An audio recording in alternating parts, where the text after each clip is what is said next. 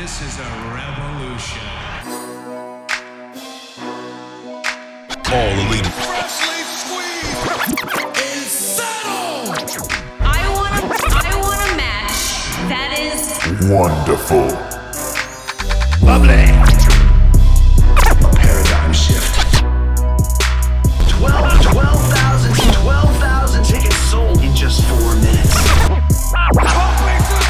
The All Elite best tag team division in the world. You can kiss my ring.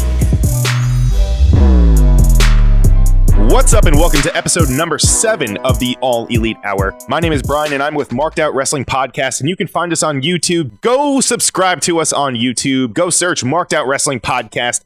Tickle that subscribe button. Tickle that bell. And you know what? I'll even say this. You can even turn off the notifications. Okay, no, that's not true. I do give a fuck. But one of the things that I do, I turn the notifications off so that your phone isn't constantly going off. But that's okay. You know what? I won't mind if you turn the notifications off, just as long as you still fucking listen and subscribe. All right, so go do that. Also, while you go do that, or after you do that, you can go to your app store if you have an Android or iPhone. You can go to your app store and download the app Hot Mic. Use the invite code MARKEDOUT, all one word, doesn't matter uppercase, lowercase, it's not case sensitive, so just go nuts. But go subscribe, and you can hear myself, you can hear Rody Rob, you can hear Adam do live commentary during Raw, during NXT, and also during AEW. You can find us on Facebook. I believe our name is MARKEDOUT1 on there, but you know what our logo looks like. Just search us and you can find us. We're also on Instagram at MARKEDOUT Wrestling. We're also on Twitter. You can find us at SmartMark Show. Go to Facebook, go log in, go sign in, and I want you to go to that search tab and just type in AEW All Elite Wrestling Discussion, and you'll see a Facebook group that pops up. And then what you're going to do is go click that join button, and that's it.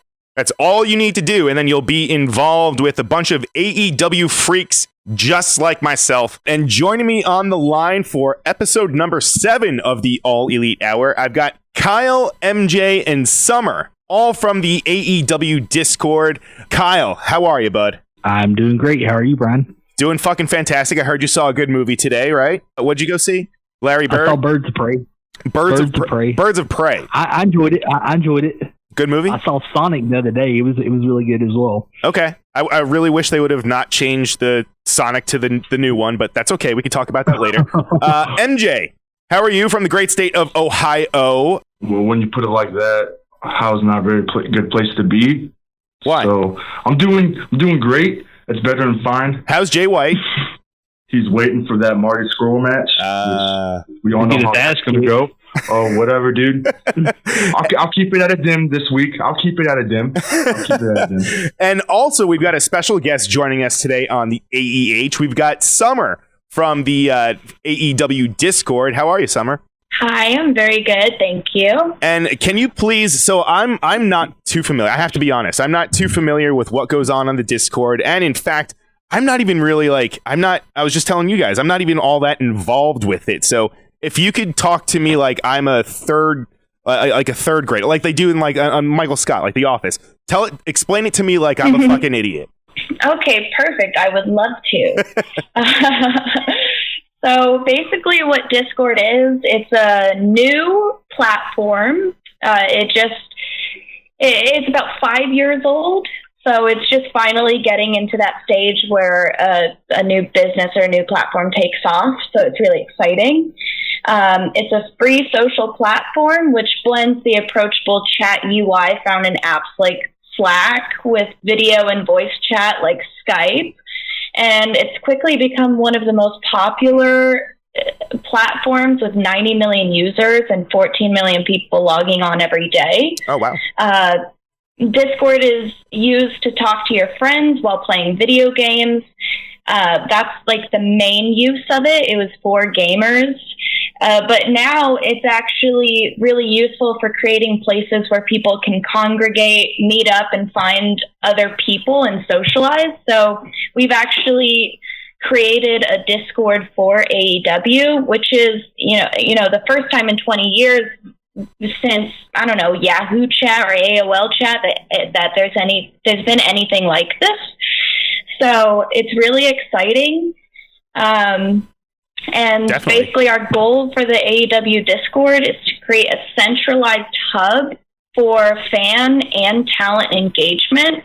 So we have talent Q&As every Wednesday, and you get to submit questions, and we select the questions, and then the talent will actually answer your questions on Instagram Live every Wednesday. We have AEW-related announcements. We have automatic feeds that post every time a YouTube video comes out. So Dark, BTE, any of the matches that AEW posts. We also have automatic Twitter feeds, merchandise releases, when new matches come up, new shows. We also have pre-sale codes. So it's really just a hub for everything AEW right at your fingertips. Automatically. Okay. And along with that, there's a lot of chatting. There's a bunch of chat rooms. We talk about everything AEW, general AEW, storylines, fantasy bookings, rumors, and then we have live chat. But then we also talk about other promotions. So pretty much any fan from any promotion is welcome. WWE, NJPW, we have Lucha. And then we just have a bunch of other stuff you can talk about, just random stuff, post a photo, link your social media, talk about video games, pretty much anything. It's just, it's a kingdom of wrestling. Very cool. And you said that it's on Wednesdays, correct? That you guys actually have AEW talent come on to the Discord and answer questions from anyone, really? So they don't actually, there is some talent that actually physically come onto the Discord and chat with fans, but the how it usually works is that we announce the next Q&A, and then people can submit questions through the Discord, and then I email the questions to Luchasaurus, and he hosts the whole Q&A on Instagram Live, AEW Instagram Live. So they're not actually in the Discord, but all of the questions come from Discord users. Very cool. And how do you find it on Discord? Okay, so you're going to download the Discord app, Discord, and then the link is discord.gg/AEW. We have a vanity URL, so it's really, really easy. Or you can just download the app and just search AEW, and we'll come up as AEW Official. That's awesome. That's super cool. Well, thank you for sharing that. And also, we're also all part of the AEW All Elite Wrestling Discussion Facebook group, too, which everybody is free to join, too. You just have to answer a couple questions, and then bing, bang, boom. You get to talk to a bunch of AEW freaks just like all of us. So, I guess let's get into it. We could talk about BTE, but really one of the biggest thing really was just the whole Hangman thing and the him just kind of giving the secrets away of the Bucks and all of their their ailments or any kind of secrets that they have that's going on. But I'll throw it to you, MJ, first. As far as BTE goes, did you have any big takeaways or anything that stuck out to you that you wanted to talk about? I've said like week after week that these BTEs are turning into vlogs, into storylines and everything. I still love that. That's pretty much all I got for this week because it's pretty much just running on a story from Hangman and the Bucks. Right. So I can't really say too much about, it's not really a big one, but it's still one that you still should watch to connect to the storyline. Oh, yeah. I mean, yeah, really, it was really just about Hangman is he really going to be, is he going the bad way? Is he turning heel on the Bucks because he's giving away all of their secrets, or is it just a red herring? Who knows? But really, the big thing, they were also too. The Bucks were stuck in what was it? They were in Ontario, stuck at they were stuck at the airport. Correct? Is that where they were? Or no, they were stuck at the mall. Yeah, they were at the airport, right? So I mean, they were just kind of killing time. So yeah, this was a different one, but it was still entertaining as hell. And but fuck it. Let's go into. We could talk about Dark. We could talk about the results from the tapings from. These ones were the ones from Austin, Texas. We had Chris Statlander versus Diamante and Best Friends with Orange Cassidy over the Hybrid 2. Kyle, any big things of note from these matches from this episode of Dark? I'm hoping they'll sign Diamante. This is her second match in AEW, and her and Chris had great in-ring chemistry and everything. For sure. I think if they sign Diamante, she'd be a good addition to the women's division. And I know there's a lot of chatter on social media of people wanting her to come on. Is Diamante? Is she a popular name that comes up on the AEW Discord? Like, do you guys discuss a lot of like the free agents, if you will, that are kind of flirting with potentially signing with AEW? I've seen her mentioned a few times. Like, there's a channel for for people to post like any like rumors and stuff. Okay. Or it looked like speculation. And her name comes up quite a few times for the women's division. That's good. We also had Chris Bay hop on the Discord and chat to people. We also had Gentleman Jervis as well. Oh, okay. I love Gentleman Jervis. That's very cool. Gentleman Jarvis is like so fucking great.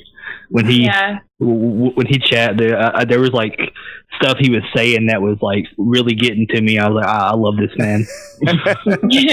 I just want to quote Rob from Brian's own Marked Out podcast. What? He thinks this is the best women's match that AEW has ever ran. Ooh. I still say Rio and Emmy at Full Gear was the best. I still say Nyla and Rio, man. Really? Hey, we all have our different tastes. That's true. Summer, I was going to ask you. I want to say really quick, just that it is such a bummer. Chris Bay came on the Discord and he got everybody riled up, like, oh, is he going to come to AEW? Is he going to come? Is this a sign? And then bam, he gets signed by Impact. And then bam, on the Cody's media briefing, he's like, we're looking at Chris Bay. It's like, oh man, you're a little bit too late. He literally got the Impact announcement got released literally a few hours after the media briefing with Cody. Seriously, so, like, I know, right? Right after the audio came out that Cody said they were interested in Chris Bay, sign with Impact. I was like, what the fuck? I kind of don't think that was a coincidence. Me either. Yeah, because stuff happens like that all the time. When I spoke to Chris, I was under the impression that it wasn't going to be announced for a while. I won't go into more detail than that, but that was sooner than I expected. Yeah, really. So probably Impact went ahead and did that. I mean, I don't want to jump to conclusions, but yeah, Kyle. Oh, okay. But it is a little silly.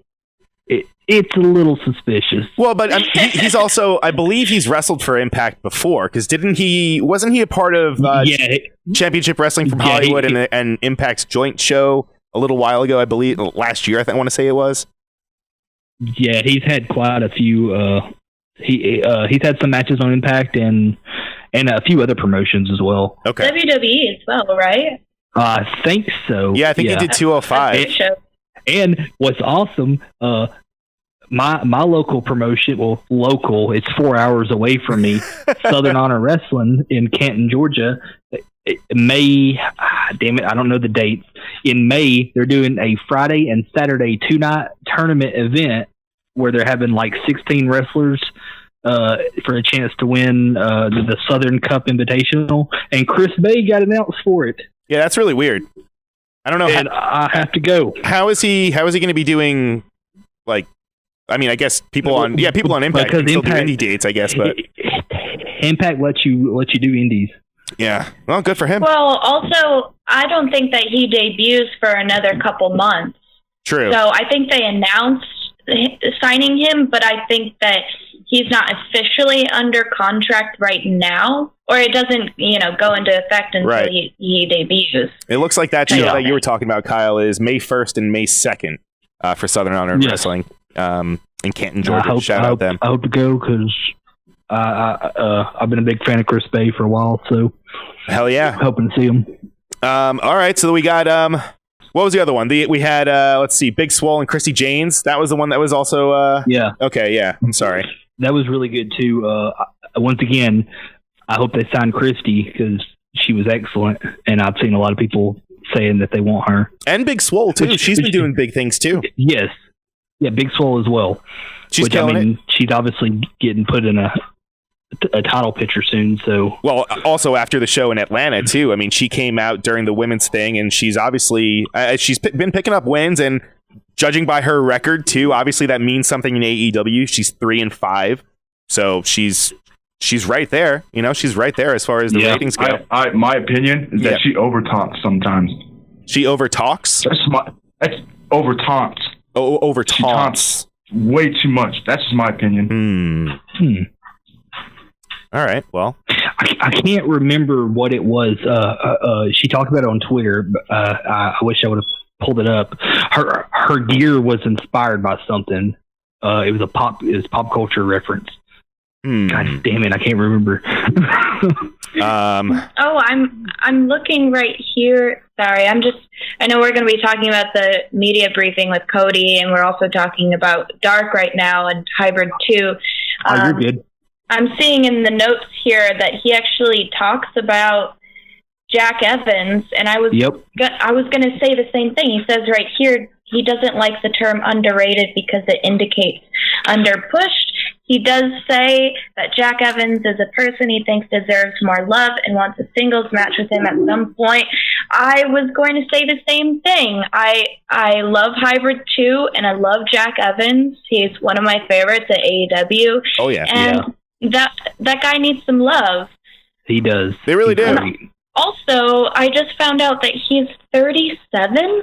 What the fuck? And he smokes? Oh, yeah. Yeah. He's been around. And he smokes? Yes. I mean, I want to say he was a part of that whole Wrestling Society X. Do you remember that? It was like an MTV show from like 10 years ago that I don't think there was like one season. Don't bring that up. I know. I'm sorry. I don't know this. I'm just saying, but he's been around. I mean, he's just hasn't really been in front of an American audience. He's been doing a lot of things in Mexico, and so it's pretty cool that I'm with you, Summer. I think that he should be pushed a little bit more. And same thing for sure. On Helico as well. He's unfamiliar to a lot of the U.S. audience that unless you watched Lucha Underground, but the Hybrid 2 in general need to be pushed more. Like it seems like they're like just a fucking jobber team. Yeah, right. In AEW, which is bullshit. Well, what do you think about their gimmick right now? Because I know that Jack Evans is trying to push some heel vibes. The last time that they were on Dynamite, and that was exciting, but I don't know if there's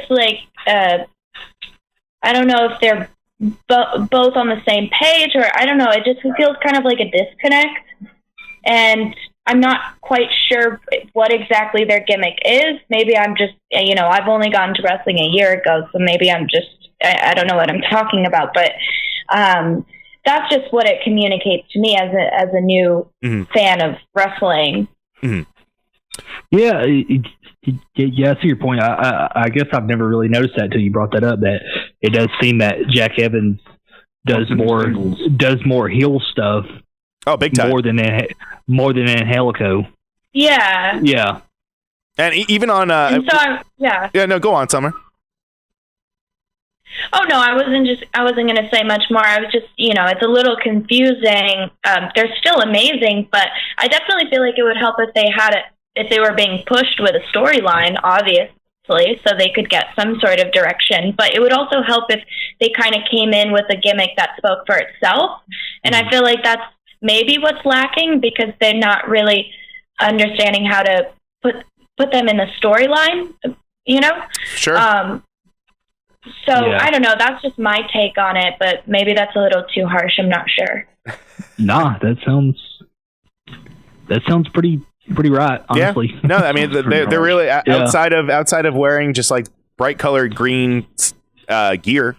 I don't really know too much else about and the them. rave music, right? And the raver music, right? Yeah, and I mean they're obviously they're great in the ring, but you're right. There's just really I don't know anything else much about them.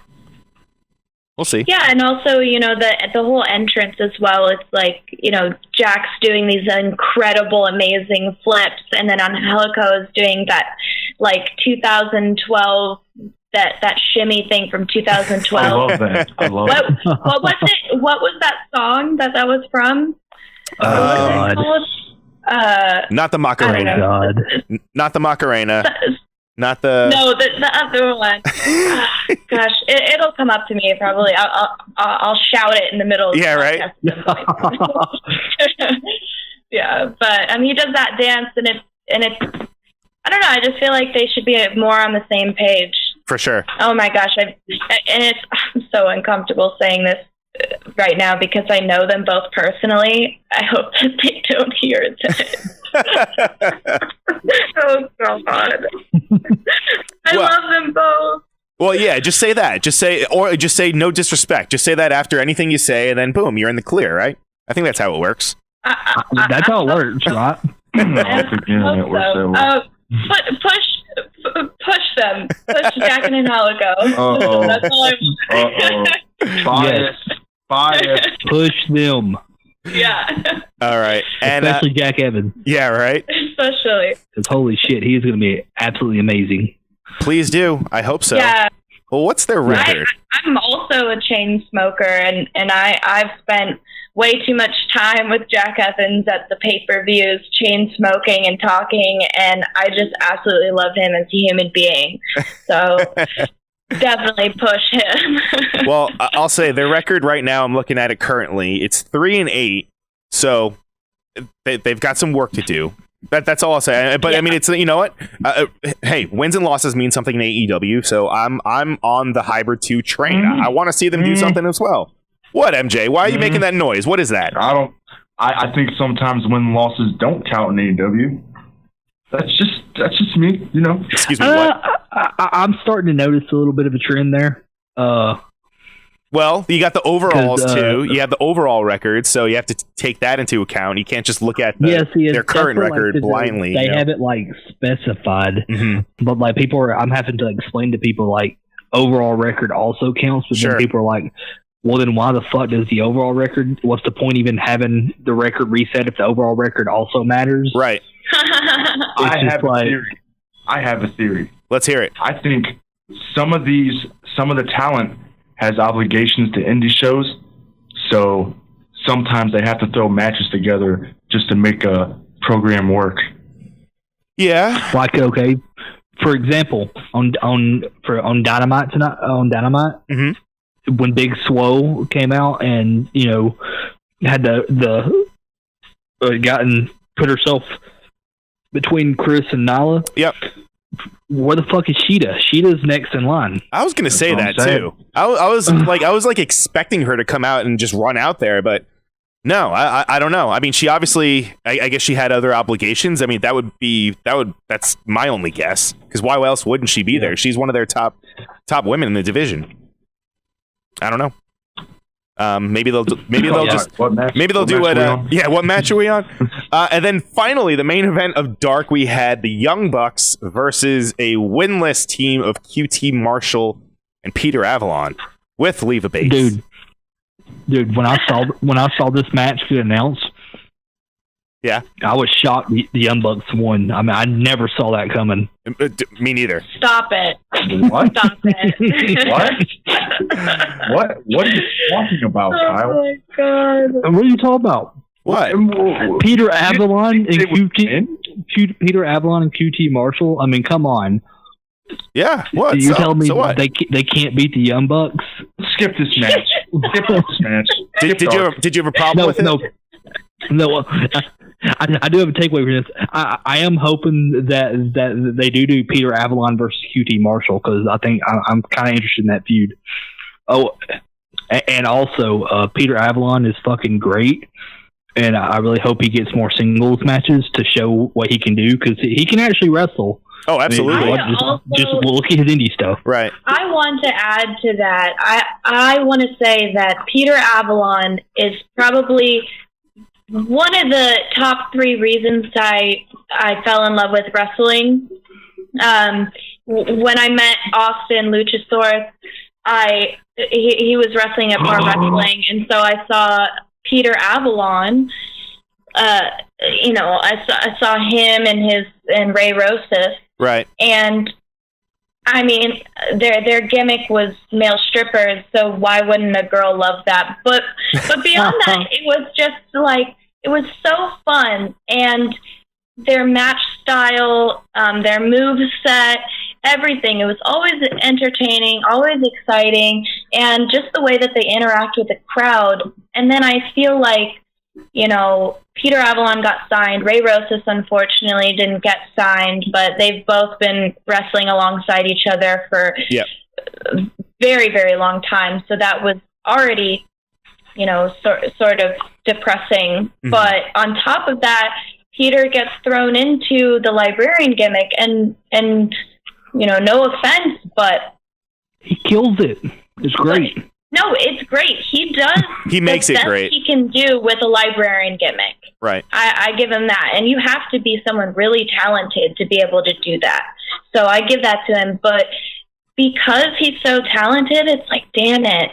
Like I know they need jobbers, but not Peter. Yeah. That's just my opinion. I agree. I'm with you, Peter. Yeah. And funny story, Peter Avalon actually jumped in the Discord one day. Oh, yeah. Just randomly, and chatted with a bunch of us, and I was there, and I asked him if I could be a librarian, and he said yes. So I'm an honorary member of the librarian. All right. My name used to be Kyle the Librarian. Okay. All right. So you have that notch on your belt. I like it. I put that on my resume. I do. I bet.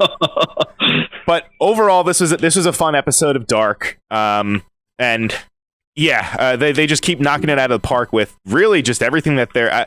Dude, I feel like every week I say that I'm drinking the AEW Kool-Aid, but fuck it, like it's good wrestling, it's entertaining, it's fun. That's all I can ask for. So I don't know. Do you guys have anything else to add about Dark before we move on? I feel like we need to get some feuds with feuds around dog food. Honestly. Oh yeah, that's actually a really good idea. Yeah. Mm-hmm. Yeah, no, Jesus, I can't even fucking watch on Fridays anymore, man. I'm sorry.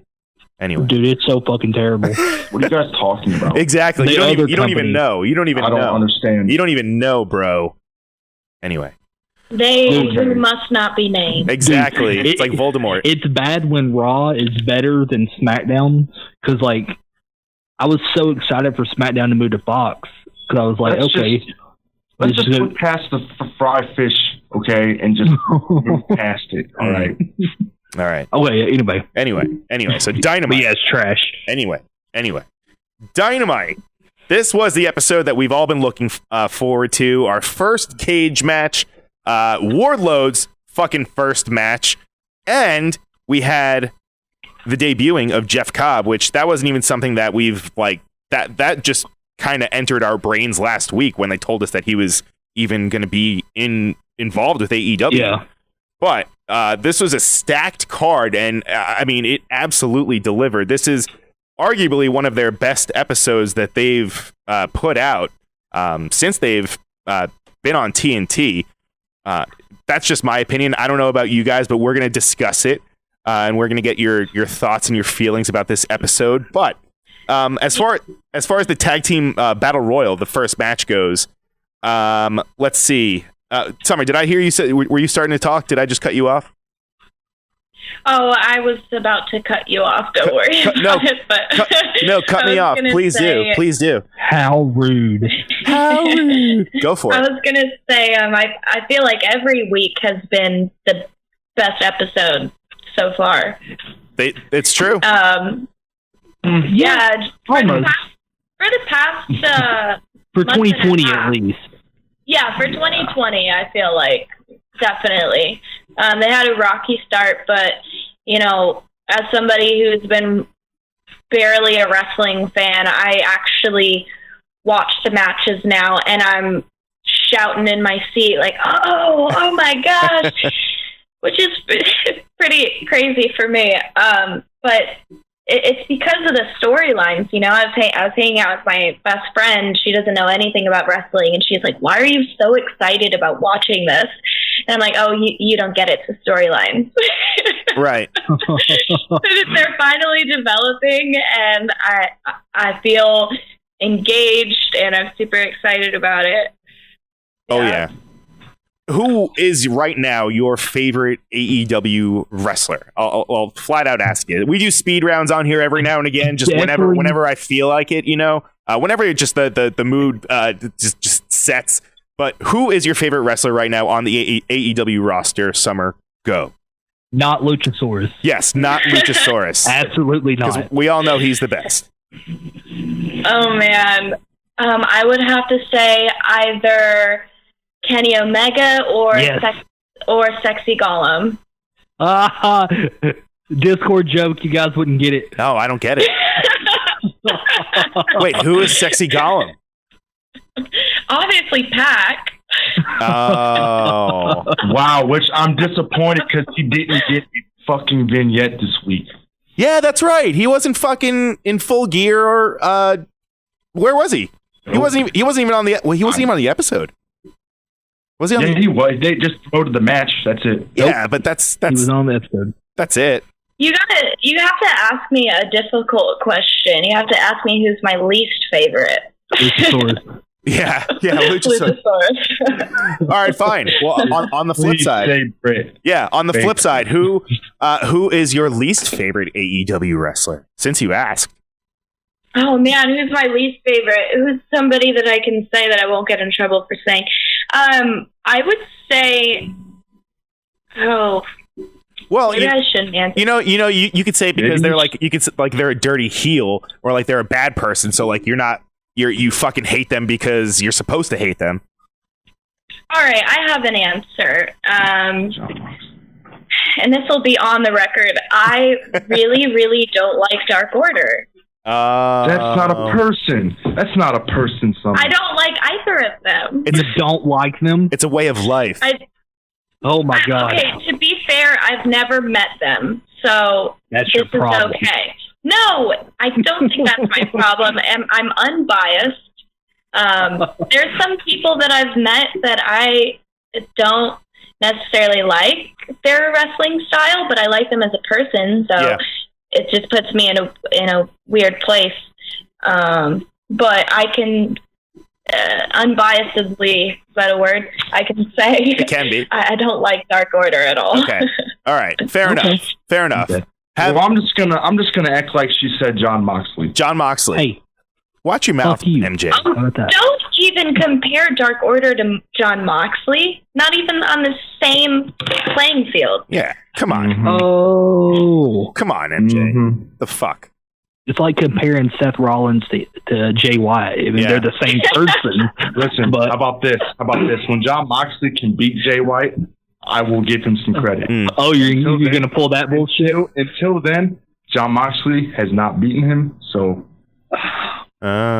Jay White, I'm sorry. I almost called you Jay White, MJ. MJ, I'm going to make you a Jay White... You know that t-shirt that Seth has right now? Like the stained glass one? Yeah. I'm going to make you a Jay White one. Would you wear it every day till the end of time? Oh, he would. Yes. Okay, good. All right. Good. He'd sleep in that thing. Yeah. I'll make it extra big. It'll be like a nightie. It'll be like go down to your ankles. It'll be like one of those giant t-shirts. Anyway. I like free shit.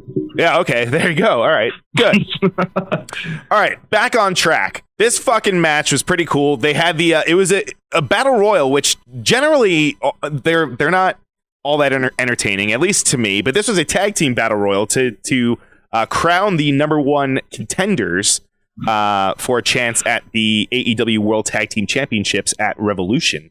Now, this was an awesome match. There was the Bucks, SCU, Private Party, Jurassic Express, Hybrid 2, Best Friends, Butcher and the Blade, Alex Reynolds and John Silver, T-Hawk and Shima, Santana and Ortiz. Holy shit, that's a lot of people. I'm going to throw it to you first, Kyle. As far as this match goes, what was your biggest takeaway from it? Well, this match wasn't predictable at all. No. They did a good job with that, for sure. Definitely didn't see the Young Bucks winning this one. I can't tell if you're being sarcastic or not. I am being sarcastic. Oh, you It was motherfucker. clear as day when they announced this, the Young Bucks were going to fucking win. Oh.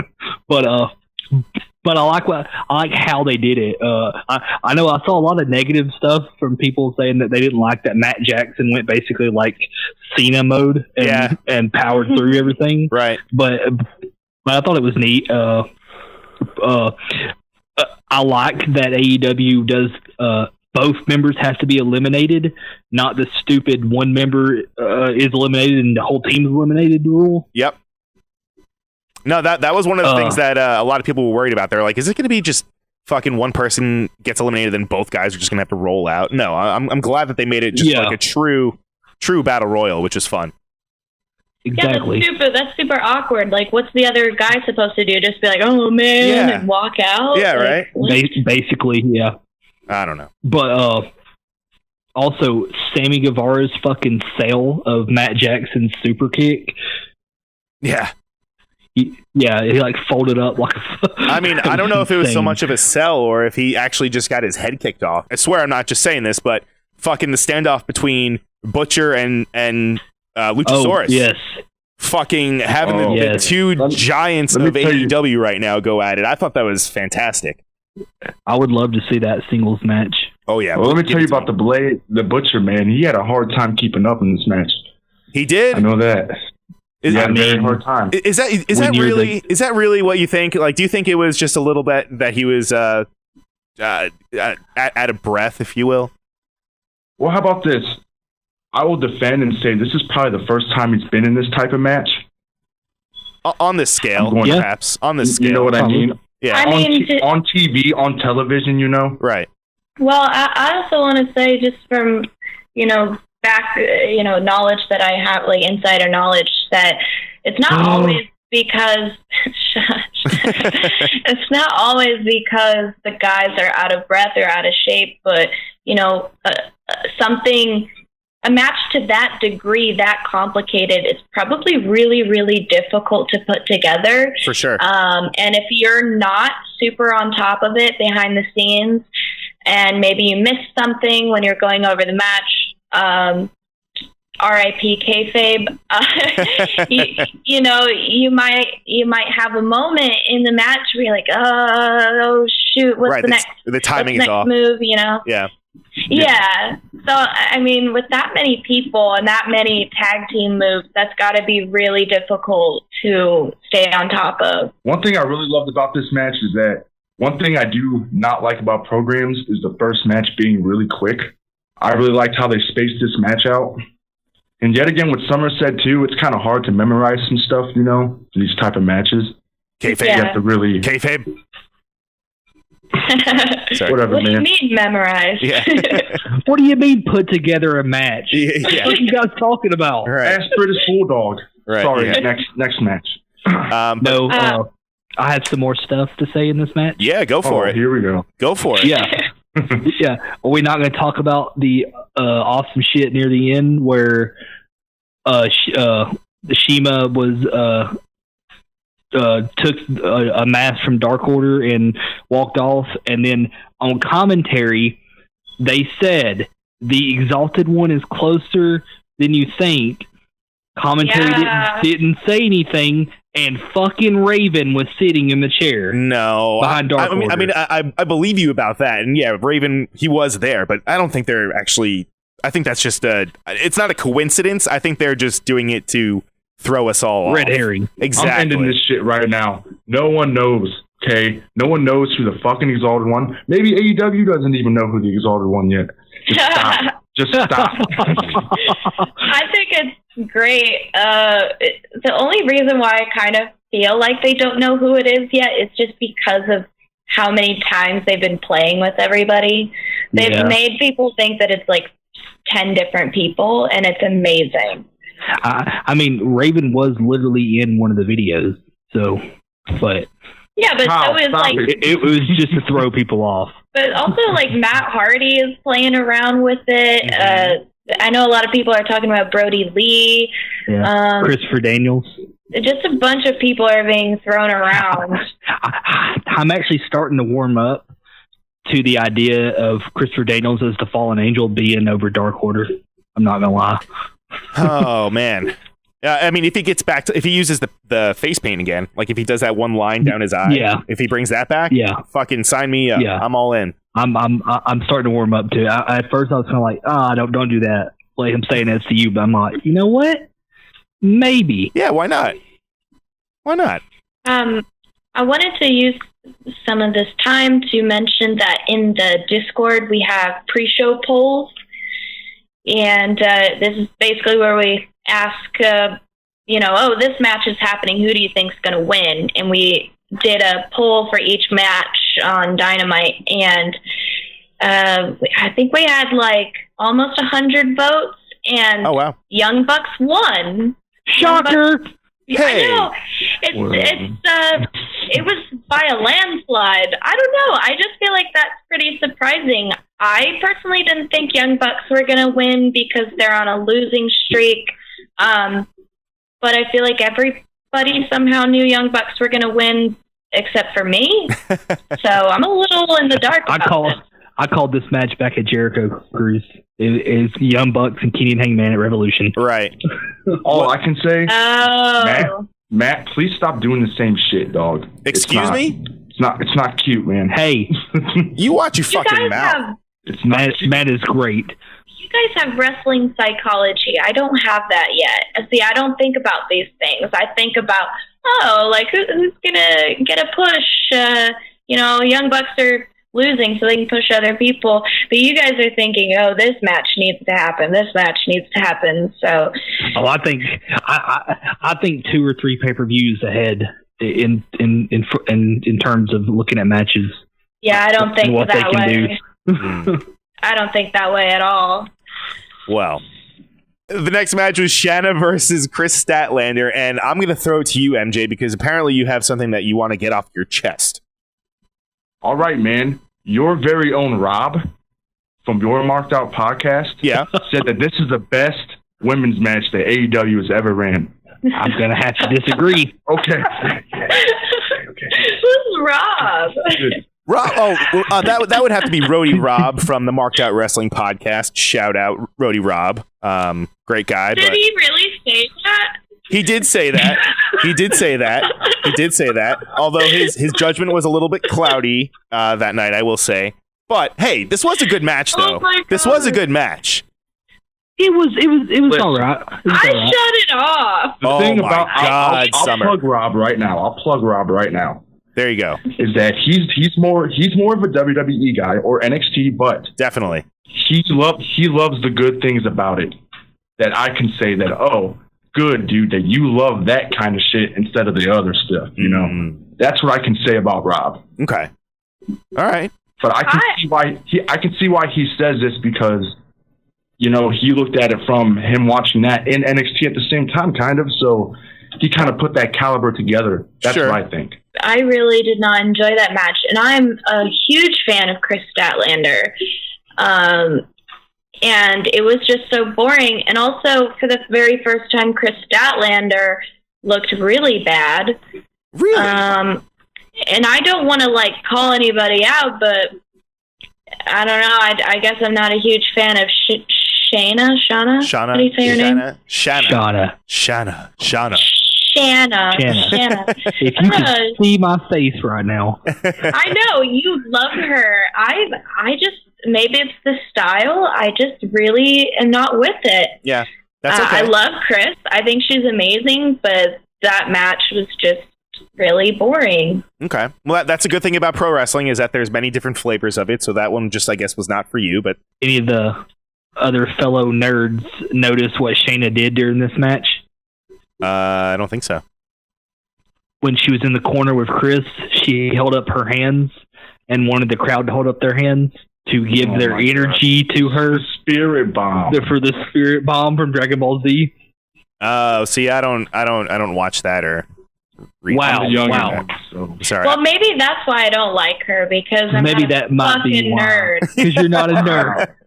What? Summer, you're not a nerd. Oh, I'm not a fucking nerd. I'm definitely leaving. Summer, you're like very now. nerdy. No, not at all. I don't know what you're talking about. No, never. Fucking Dragon Ball Z energy? Are you kidding me? Yeah, right? Whatever. Hey, Chris Statlander Summer is doesn't know a how to eat fucking liar. sandwich. Her Hey. gimmick is that she doesn't know how to do human things, but she knows how to wrestle. Oh, make no sense. Hey, you shut the fuck up. Okay, Yeah. how about that? Whose side are you on, Kyle? What the fuck? What do you think about my alien bitch? I just ordered her T-shirt. Okay.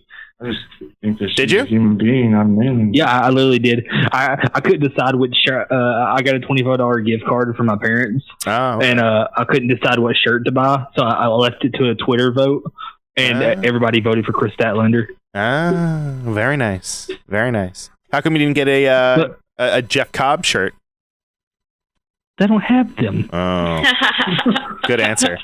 He's not signed to AEW. That's right. And So they say. but he does have more dates past this show. Speaking of, Cody confirmed that. Okay. speaking of merch, Mhm. also plugging the Discord again, we have a competition called Mark of the Month. You chat the most, number one winner gets AEW free autographed AEW merch. And I just ordered some of the AEW championship pins for the winner. Okay. And they are so cool. They're like $20 and they're so big, so heavy, and so cool. I'm just sitting here. I'm just sitting here. All right. Oh, something just fell. What was that? Oh, a studio cat. There's a studio cat. We get studio cats and studio dogs that run through here. It's fun. Anyway. Nah. All right. So anyway, we can keep talking about the results from Dynamite all we want, but let's get to the big ones. We had the debut of Jeff Cobb against Jon Moxley. This was a match that we've been looking forward to ever since they made the announcement of Jeff Cobb coming into AEW. But MJ, I'm gonna. What are your thoughts on Jeff Cobb? Are you a fan of Jeff Cobb even? Because I know you are a big New Japan fan, so I'm sure that you're pretty familiar with him. But do you like Jeff Cobb in AEW? I do not like Jeff Cobb in AEW. fucking knew it. This Look is at that why, though. swerve. I'm going to give you a reason. Okay. Is that from last week, they booked themselves into a hole. No, they didn't. Just shut up, Kyle. Just shut up. Explain. How? I'm going to tell you why they did get away with Moxley winning. Okay, that pin was it was reputable to what's going on. He got a fast one on him. It was a fluke. But, okay, I'll give it that. It was a fluke. It was a fluke. But it's just, you just can't bring someone that that's not signed and just shove him into this fucking storyline like he's supposed to be there. Yeah. You can't.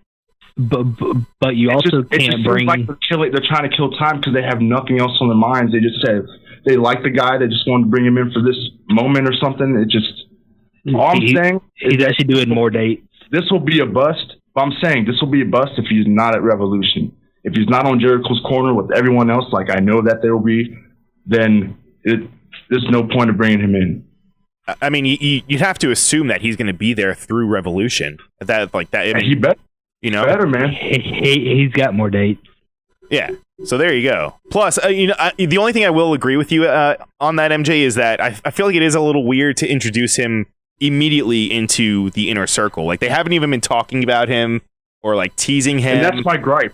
That's my gripe is that if this wasn't a storyline match, then okay, Jon Moxley got a quick pin on him. There we go. He fucked up his debut. But this is a storyline match. Yeah, I don't know. Summer, are you really familiar with Jeff Cobb? I disagree. No, I am not at all. Okay, that's okay. But you will but be. I did hear about you will be. I did hear about some inside stuff, the inside scoop. We can't do that here, Summer. Sorry. We're not Kyle. I can't do that here, but what I can say is that I understand what you're saying. It's kind of a tease. Right. But there's a hope that he will end up at AEW. And also, I also understand the other side of it, because it's like, if you're wanting to be signed somewhere, if you're a free agent, you're wanting to be signed, then you play the field a little bit and test the waters, and see what feels more natural to you and where you're headed. For sure. So I know that he's doing that, and good for him. Yeah, so I guess we'll see what happens with Jeff Cobb and AEW, but the biggest match, well, actually, you know what? I guess we should talk about. We had the return of Darby Allin too after this match. We did mention that Jeff Cobb picked up the loss in his debut match, but after the match, we had an Inner Circle beatdown. And one of the things, this is me being a little nitpicky, and please call me out if this is. Please tell me, guys. When they turned all the lights out, I was expecting. Honestly, I don't know who I was expecting, but I just thought it was a little to the debut. Exactly, like for it, and it's not. I'm not saying for it just to be Darby Allin, because Darby Allin is great. I thought they were making it seem like it was someone. They were introducing someone totally brand new into the company by the way they were. They turned the lights out and just they amped it up. And am I wrong in that thinking, Kyle? I was thinking it was going to be somebody else. Like, I don't know who else it could have been. I mean, maybe Brody Lee or one of those names. Maybe Archer. Or maybe Lance Archer. That would be a good one, too. Well, this is what I think what happened. I think that everyone forgot about Darby. I'm sorry, guys. Everyone forgot about that happening, and it didn't really stick in their minds. No, but listen to me. They did, because you all are saying that you didn't know who it was when he was gone for a couple weeks after that happened. So they were expecting everyone to be like, man, when's Darby going to come back and mess up Sammy and everyone? Yeah. And no one knew that was going to happen. So, But Darby also got a massive pop. I'm just saying he did, but everyone was confused on how it happened. Sure. The lights were out too late. It took too long for it to happen. Darby is so fucking over. It is insane. It should have just had a little bit of darkness Darby. That's it. Yeah. I think it would have been better if the lights would have went out and he would have been in the ring. Yeah, I was thinking that would have been cool too. Yeah, like a little a la Sabu. I love that still. Yeah. I kind of like it. I kind of like it because they're sort of teasing people, with the lights out. Yep. And I wouldn't be surprised if they're going to do that a few more times and just tease people. And then, Wait a minute. What is that supposed to mean? Wait a minute. What is that supposed to mean? I am intrigued. I'm just saying that they might play around with it, and then you never know. Are you winking? One of these days, you might have a little surprise. Is that a wink? Interesting. I don't know. I feel like you're winking. I may or may not be. I can hear it in your voice. I may or may not. Cut all of that, what you just said, in my interaction with it. Oh, my God. All right. So no, that's all speculation. So I know. Yeah. Allegedly, somebody might be coming in, and there might be speculation. Right, speculation. Allegedly. Well, not allegedly. Even it's speculation. Yeah, that allegedly. Right. Speculation. Okay, I have a last thought on all of this. Yes. They could have used someone that they already had for Jeff Cobb's spot. I'm sorry. Like who? Tell me a name. Oh, you know what? I have one. You go first, actually. Jimmy Havoc. Jimmy Havoc. Chris could have been like, "Oh, you want a crazy motherfucker? Here's Jimmy Havoc, and face him, and then you fucking dunk to me." It wouldn't make any sense for Jimmy Havoc to be with the Inner Circle, though. Why? Well, who said he's in the? Wait a minute. Whoa. Who said Jeff Cobb was in the Inner Circle? He's just a hired assassin, but that's what I'm saying. Havoc doesn't. His character doesn't do that. Yeah, but still, man, he could have ties to Jericho. I mean, Havoc plays himself. He's the lone wolf. Yeah. Roar. Well, then who do you think? Who do you think would have done it that's signed with AEW right now instead of Cobb? I got a name. Sean Spears. Go ahead. Yeah. Sean Spears would have been good. That would have been good. But he's in his own little thing with the tag team partner thing. Yeah. Where has Sean and Jimmy Havoc been? I know Jimmy Havoc's on Dark next week, but Yeah, he was on Dark last week as well. And it's Jimmy Havoc's been doing a feud in MLW, and Sean is they're not running. where is he? I don't know. I think actually Sean is The last doing match- on Dark. Let me see. Yes. He did, Yes, right? He was in a tag match. Tag team match. Yeah. Okay. Yeah. Oh, but why are they on Dark? This is so Yeah, I don't know. confusing. You got to Yeah, right. push Dark too. Well, I mean, You got to have stars for that. yeah, everyone wrestles on. I mean, the Bucks even wrestle on Dark too. So it's not like it's not. I don't know. Jericho hasn't been on Dark. They just got to Yeah. space out the talent. That's what it is. That's pretty much what that all is. What'd you say, Yeah. MJ? They just got to space out their talent. Oh, yeah, for sure. Yeah. No. But anyway, I thought it was a part of the main storyline, and then MJF took it over all of a sudden, which I'm not complaining. I like that, but they kind of just I do forgot about wish. Sean. Mm-hmm. I do think there's unfinished business though with Sean and Cody. I think that'll happen later on.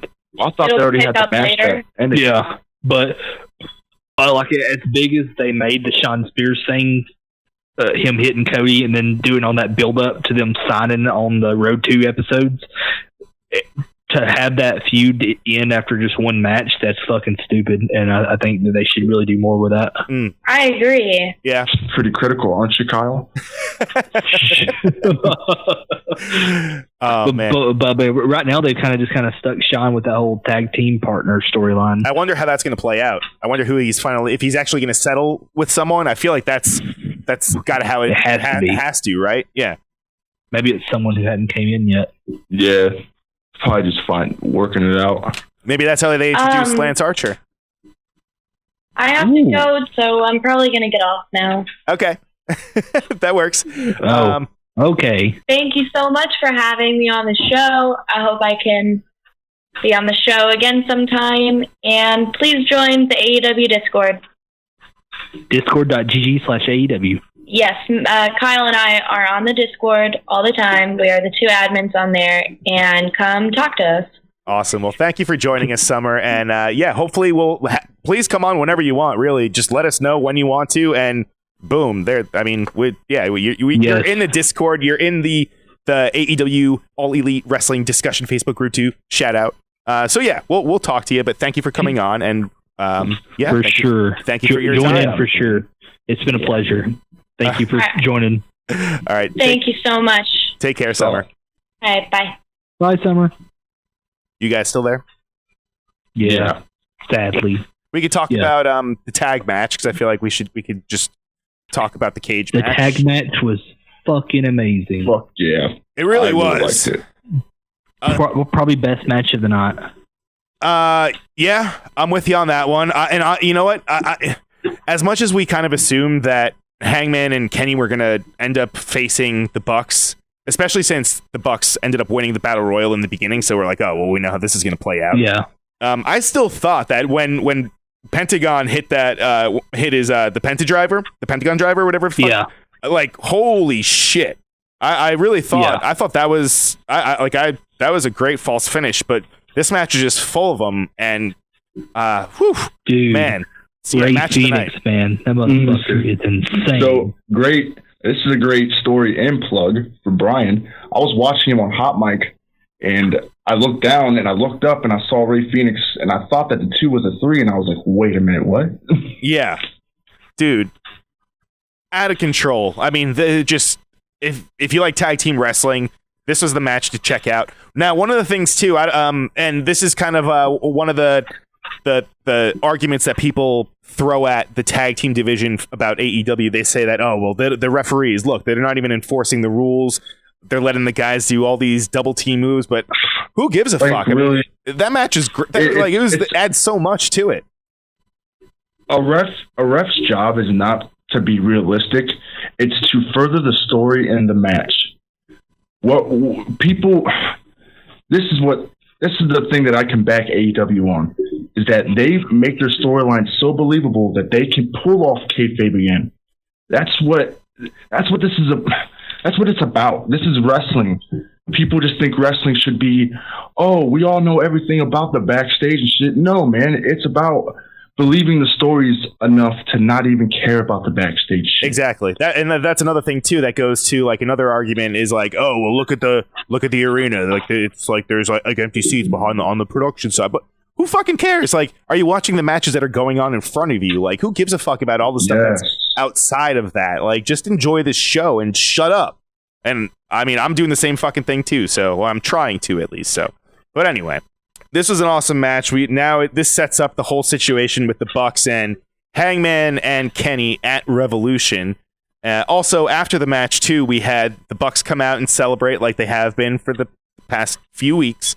And we had Hangman kind of separate and do his own thing. He was grabbing beers from the crowd, doing that. And one of the things that was interesting, though, was Kenny actually showed a little bit of frustration with the Bucks because they were celebrating with Kenny. And Kenny was just kind of like, I don't know, he was frustrated about the situation with Hangman. It looked like there was a lot of friction. And do you think that... telling you, man. Yeah, right? I was going to ask you guys, do you think that this is maybe the first crack of showing that Kenny Omega is turning turning heel? Yeah. Go ahead. Yeah, go ahead, Kyle. Okay. So I got a few things to talk about. Okay, so first of all, Kenny and Hangman have fucking amazing chemistry in the ring as a tag team. For a team that was just kind of thrown together, man, these guys can fucking team up great. But yeah, they have great tag team chemistry. And what you was talking about with the little cracks being seen, like I've been saying for like ever, I think it's too obvious that Hangman's going to turn, and I think Hangman is too over with the crowd to turn him heel. Mm-hmm. It's going to be Kenny. Yeah, I think Revolution, Young Bucks are going to win, and you're in interaction between Kenny and Hangman, and Kenny's going to attack him. I hope so. Okay. All right. Well, here goes mine. Or nothing. It's going to be Kenny and Hangman. Go ahead, Brian. No. I was just saying. I agree with that sentiment. That's honestly what I want to see, especially because I don't think that Hangman is gonna. I agree. I don't think they're gonna turn him heel. He's just too over with the crowd at this point. And this is probably gonna be my most in-depth thing thus far that I say on this podcast. Okay. This is what I think is gonna happen. Kenny is like the managers with the Bucks, right? You know? Yeah. They manage this place with Cody. And he's seeing Hangman get all this love and having fun with these fans. And I think he wants that. They have the titles. Hangman, like it or not, like the missed shot lariats that he hits on Kenny, they have the belts. So I think Kenny wants to follow Hangman and not be with the Bucks anymore because they just want to be all professional-like. And even on BTE, Matt doesn't even want to be professional like that much anymore. That's probably why he tried the beer, because of Hangman, because he wants to loosen it up a little bit, because this is a new position that they have management, that they're being businessmen. But now the only two that I see want to be business is Nick and Cody. The rest of them still want to have fun, be wrestlers, and have fun with the fans out in the crowd. Well, so that's my analysis on that. I can agree with that sentiment, except for the fact that Matt is now becoming like a full-blown barista, and he's setting up shop. I love it. It's great. It's awesome. I want them to continue this.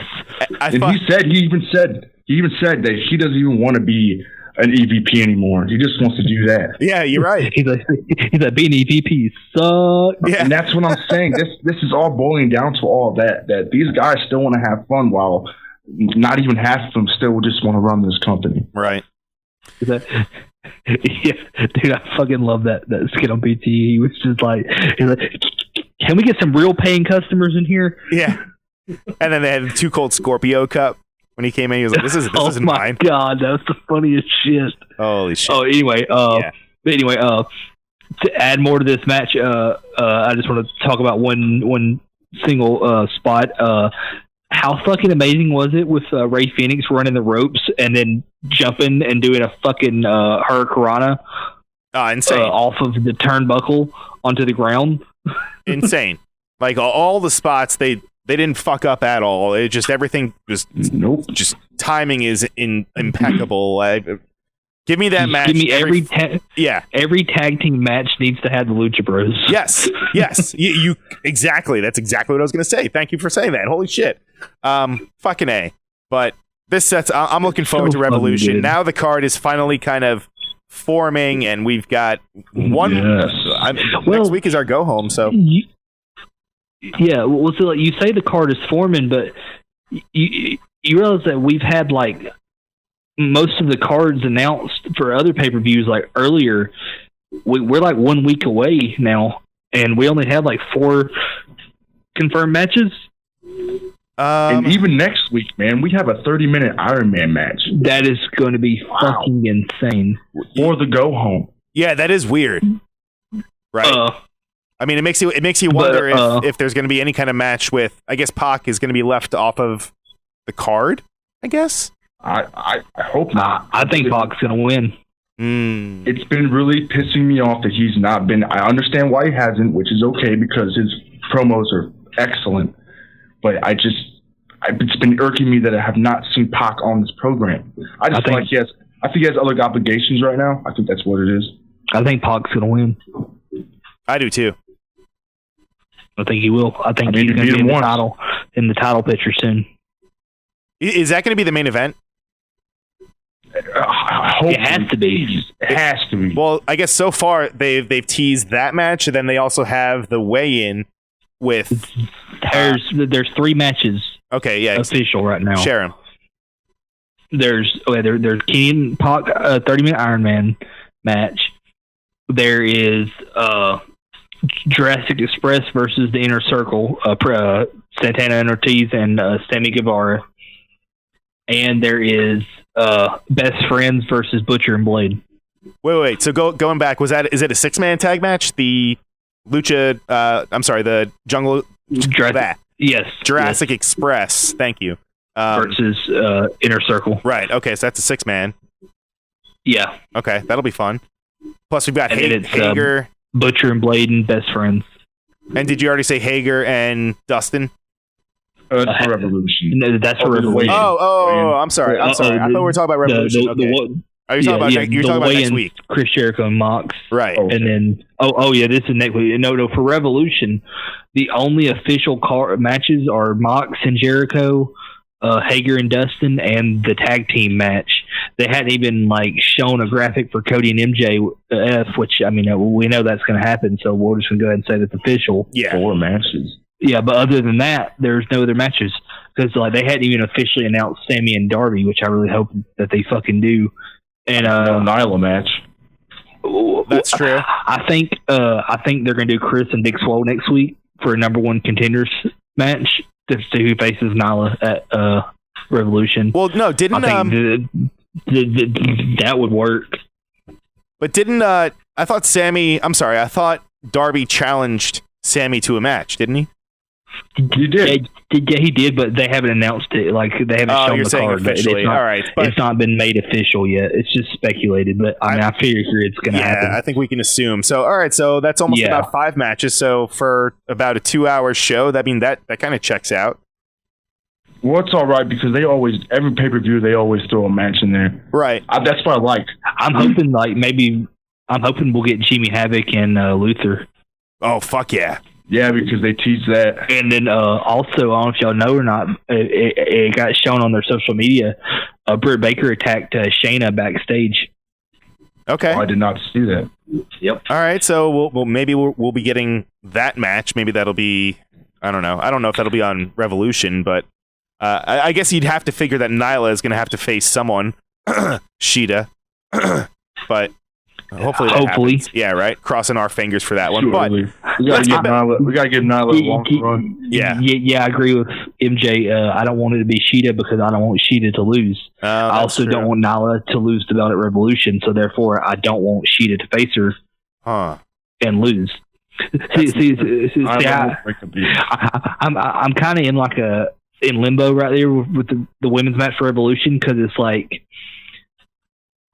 Nyla needs to keep the belt, or else it just looks really shitty taking the belt off of her. Anyone else, dude. After giving it to her, What'd you say? I don't MJ? want Chris I don't want Chris facing her because I don't want Chris to lose to Nyla and then lose all that momentum. That's gonna happen. That's what I think is gonna happen. What if Big Swole ends up facing Nyla? Big Swole could take the loss. Well, Big Swole's got more wins than Chris. It really wouldn't hurt her. That's a good point. For her to lose. That's a good point. Well, let's get back on track. Yeah. Let's talk about this cage match because this is something that we've been looking forward to for fucking ever since MJF even laid all of these his ground guidelines, if you will, or rules. What else would you want to call it? Those aren't the words. What's the word I'm looking for? Stipulations. Fucking Jesus. Thank you, Kyle.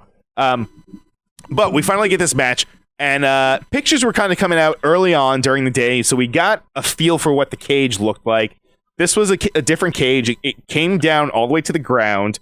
It had big, thick corners. It was massive. Yeah, it looked huge. Massive.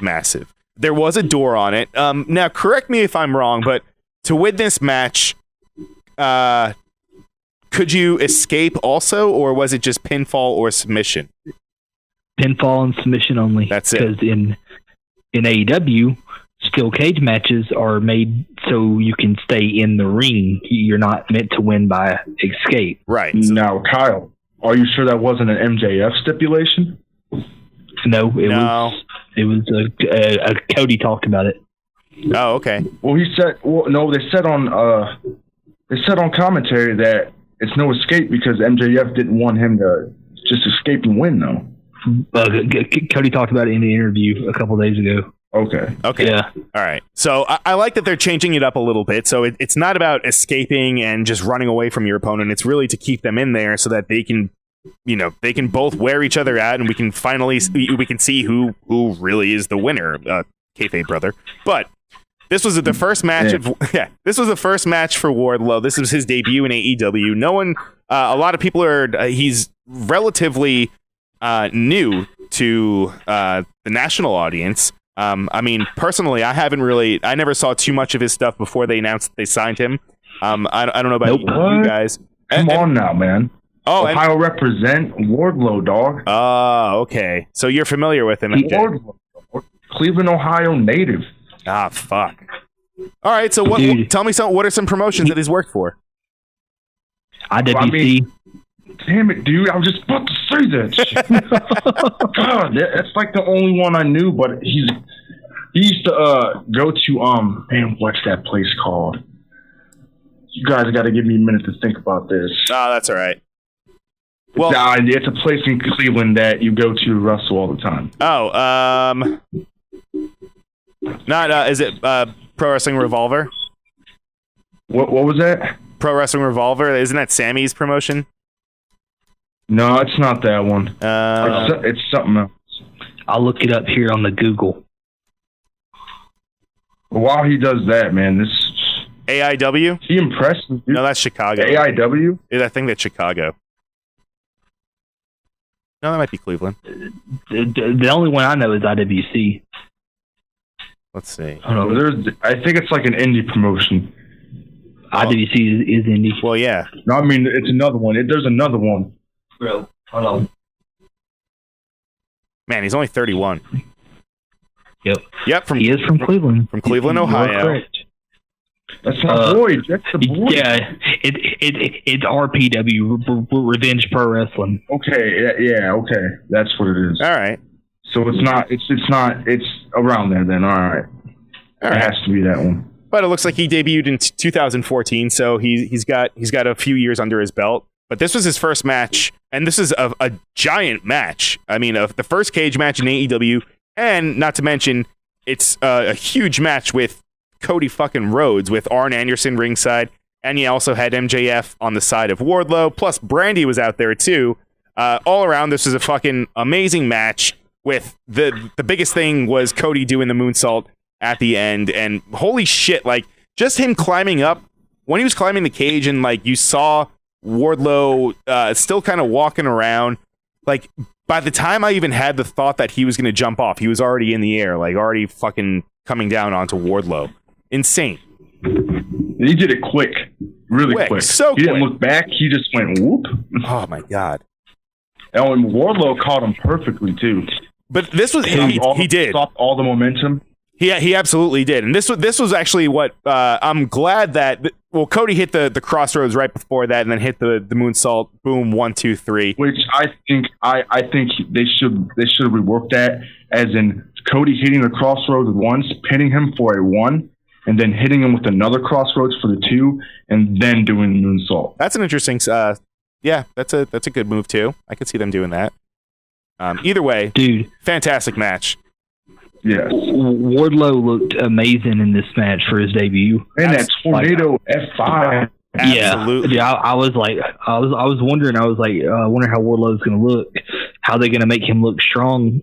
You know, if he's going to lose this match. And holy shit, right? He looked fucking great. And then his fucking senton or swanton, whatever he did. Yeah, swanton. Oh yeah, that. Oh my gosh. For a big man, he can move. Yeah. Dare I say it looked better than Jeff Hardy's?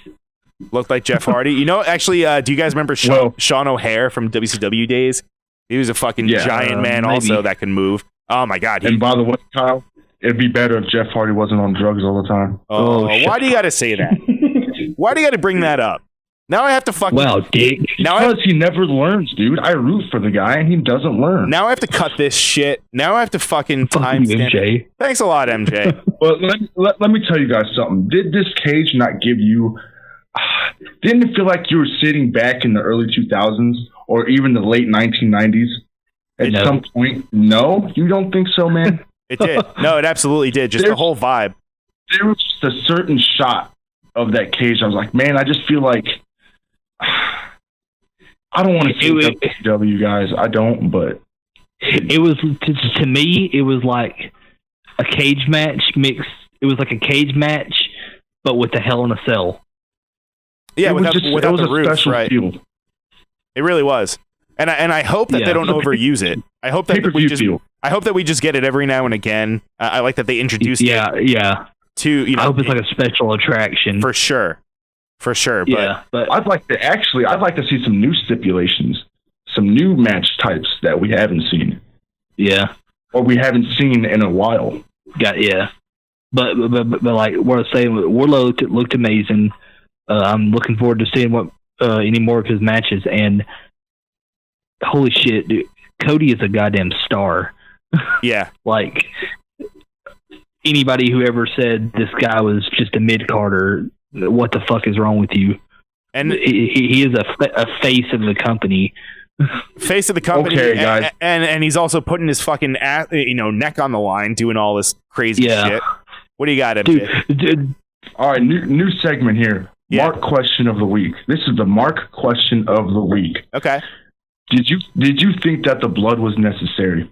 Yes. I liked it. I didn't ask that, Kyle. I said, do you think it was necessary? Yes. It's a Cody Rhodes match. Yes, it was. Yes. This night was about first. This night was about first. So this was the first night we got a cage match. This was the first night we got Jeff Cobb. First Wardlow, and this is the first night we got blood on Dynamite. On TNT. On Dynamite. On TNT. So there's another one. I'm pretty sure TNT wants all that to happen. I got that feel. A lot of people wondered about that because people were saying, "Oh, we can't do shit like this on Dynamite, so we'll save it for pay-per-view." Yeah, and they did blood. Didn't they on Dynamite? Say? I'm pretty sure Cody even said that. Oh, we're not going to do that much. He did. I think Tony said there wouldn't be blood on Dynamite. That's what I'm saying. And so they're just bullshitting people around. Like, ask these questions. We'll just give you bullshit answers. Right. Well, one of the times specifically that I thought they could have used blood was when Mox smashed the champagne bottle over Jericho's head. Like a few weeks ago, I think it was. And I thought that there might have been when he offered him the inner circle spot. I thought that there was going to be blood there for sure. But since they didn't do it, I was like, all right, well, I guess they're not using blood in AEW on TNT. And yeah, they'll just save it for pay-per-views. But no, because Cody was bleeding a pretty good amount. But man, God, I was sitting watching it, and after he hit the crossroads, I was like, okay, he pinned him, and then it's like he kicked out. I was like, oh shit, how's he going to beat Wardlow? And then Cody looked up, was like, what's he looking up at? And he's on the turnbuckle. I was like, what? Oh shit, where's he going? Yeah, where's he going? I was like, no, what is he doing? And then he did it. I was like, what the fuck? He's insane. But Cody Rhodes just did a moonsault off the fucking cell. Go back if you haven't watched this match. Go back and watch it. Just all around great stuff. Fucking MJF on the outside too, with Brandy and Arn getting into the mix as well. MJF. Can we talk about that? Yeah. Go on. Yeah, like I liked how they did that tease with Arn, because if people aren't familiar with it, Arn Anderson betrayed Dusty Rhodes that way. He was trying to escape a cell, and Arn Anderson threw the door at him, and that's what they were teasing. That's a good callback. With that, I thought that people thought he was going to do it, and then Arn Anderson hit MJF with it, which was really cool. And what I liked most about this was I love Brandy's involvement. I'm glad that they have her back, in the corner with Cody, because, dude, she is perfect in that role. She really is. That's where she shines. Yep.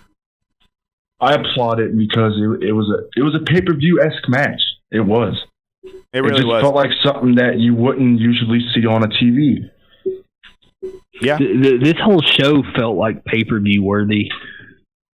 It did, and I'm curious. I'm curious to see how it's gonna, because again, next week is their go home show. So we're usually accustomed to go home shows just kind of being, I don't want to say that they mail it in, but it's more or less just kind of a promotion for the pay per view that's happening the days following. So, however, they have their sample size is small, so their previous one for AEW, their last go home was a really good one, so I'm assuming that we're going to get something of the same. Yeah, AEW's go-home shows has been really good. Yeah.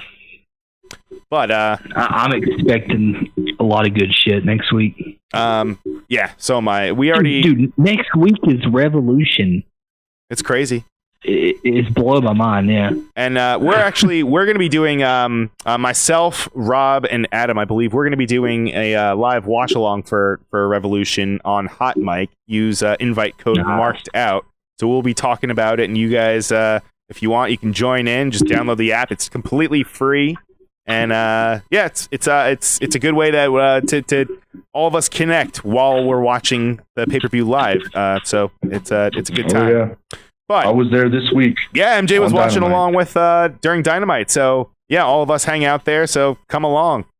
Just again, use the marked out code, because we want to let them know that you guys are going there because of us. So anyway, so let's get into listener questions. Again, if you want to send some questions in, you can just shout it out on the Facebook group. We'll usually put a post up before we record, either Tuesday, Wednesday, but generally, you'll see the post up there. Or you can ask us on Twitter. Our Twitter is @AllEliteHour, or you can send it to our email. It's allelitehourpodcast@gmail.com. So send those questions in. Whoa! Nailed that shit. One Brian take, nailed all three. motherfucker. All of them. Anyway, let's get to it. I know, Kyle, you said you had a good one that you wanted to ask us, so let's hear it. Yes, this is a two-part. I thought this is really loaded, and I feel like this is a really good one. Okay.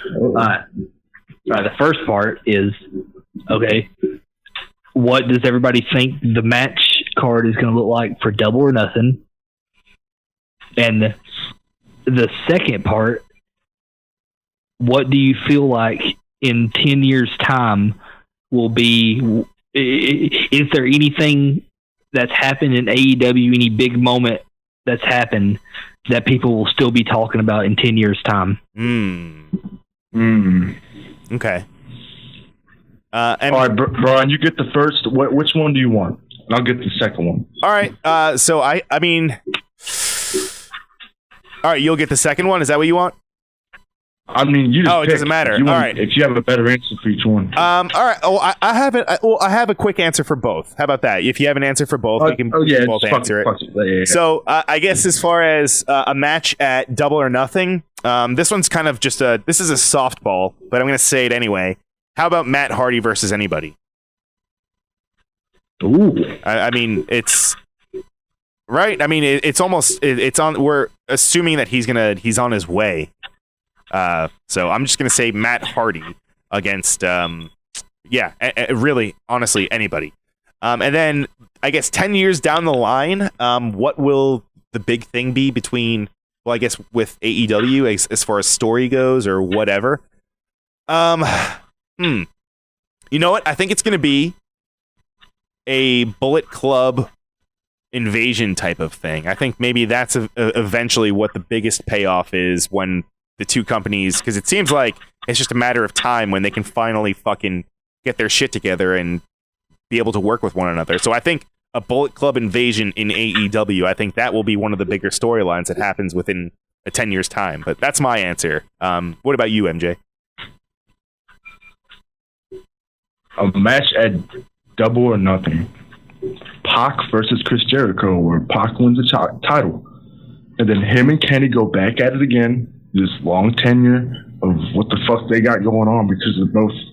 I'm sorry. I'm going to say it right the fuck right now. Kenny Omega, Pac, the bastard Pac is the two most athletic, best wrestlers, best talent on that roster. Hard to argue. Yeah, going on Double or Nothing. See, it's funny that MJ said that. I was going to say it's going to be Pac and Mox at Double or Nothing. Okay. I'm also going to make a bold prediction. I think it's going to be the Young Bucks versus the Best Friends for the tag titles.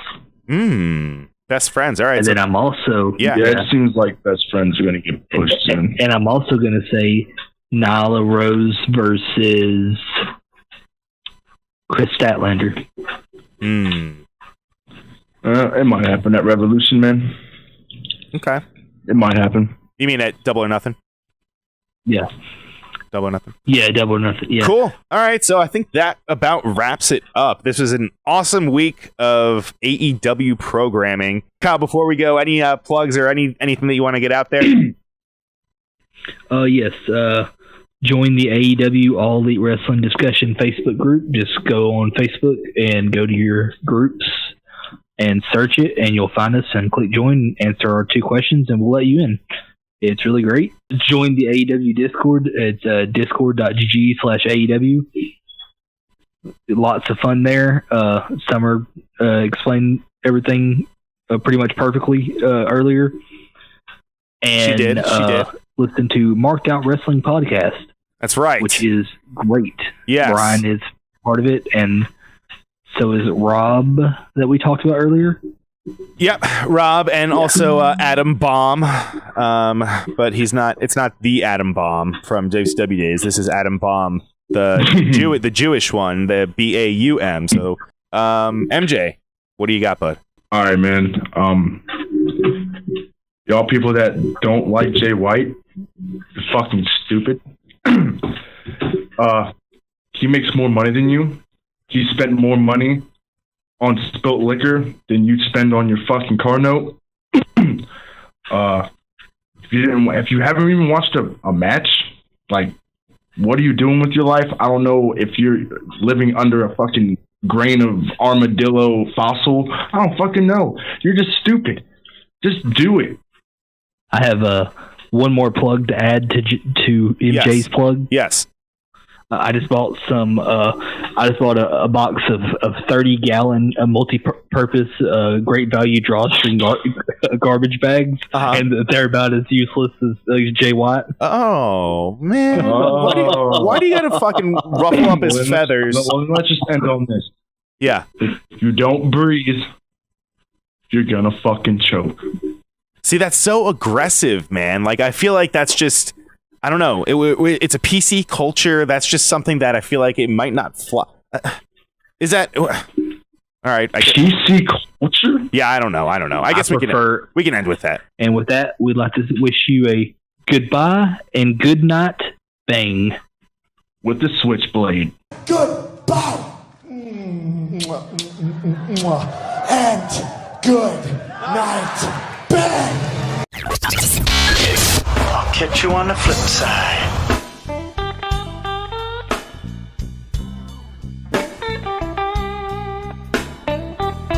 Marked Out Podcast is produced and edited by U-Record Studios from Charlotte, North Carolina. Subscribe, follow, and listen to us live on YouTube, Twitch, and Facebook Live.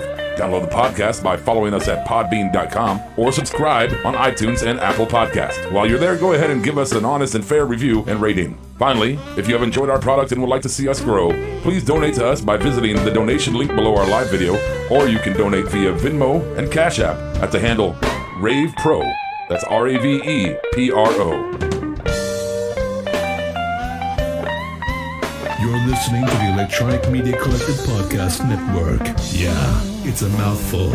For more great shows, visit electronicmediacollective.com.